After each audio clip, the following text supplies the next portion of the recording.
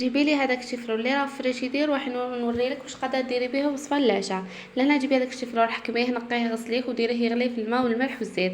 من جهه اخرى في البول تاعي كنت حطيت بولي اشي ولا تقدروا ديرها فيوند اشي، زدت معاهم نص حبه بصل، سنينه ثوم وشويه معدنوس مقطع، زدت لهم توابل ملح فلفل كحل عكري، ما صورتوش لهنايا كمون.